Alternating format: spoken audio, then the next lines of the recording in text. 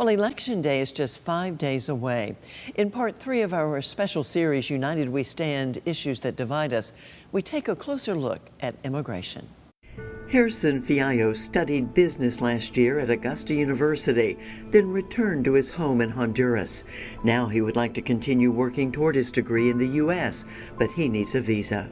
When he applied at the embassy in Tegucigalpa, they said, you'll have to wait till 2026. You have to wait 2 years or more to even come for an interview. And then we may not let you in even after the interview. Dr. Roger Murchison, a retired minister at Augusta's First Baptist Church, opened his home to Harrison last year and is surprised the process of re-entering the country is so slow. But Harrison's story is not unique. Augusta immigration lawyer Karen Barrios sees it all the time. A lot of documentation requirements for a visa, and then the time of processing those documents take a very long time. It often takes many years, and it's even worse for migrants in imminent danger in their home country. So they end up, unfortunately, crossing the border and putting their lives at risk sometimes. Central America is one of the most dangerous regions of the world with gang violence, drug trafficking, and extortion. Barrios experienced that firsthand.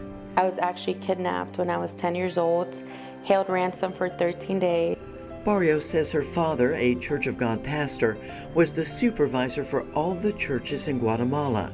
Their idea was, you go and ask for money for every church. And my dad said no. She remembers overhearing the kidnappers on the phone with a government negotiator. And he said, I'll give you 3 days. If in 3 days her dad doesn't pay, I'm killing her. And then that day I was found. To escape the trauma she had endured, Barrios and her family came to America.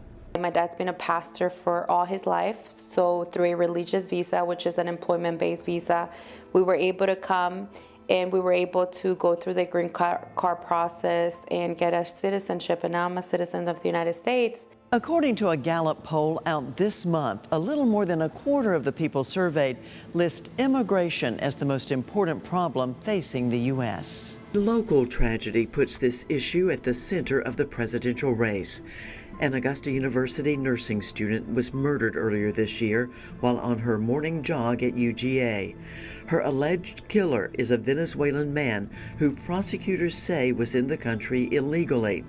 Barrios is all too aware that there are some bad people at the southern border, but also sees the other side of this issue. So there's a lot of good immigrants that come and do a lot of good here in the U.S., and a lot of it is dismissed, and I think we highlight the bad sometimes. You know, a lot of our immigrants come to do the jobs that not a lot of people are willing to do, right? Getting less for the job, unfortunately, that's what happens.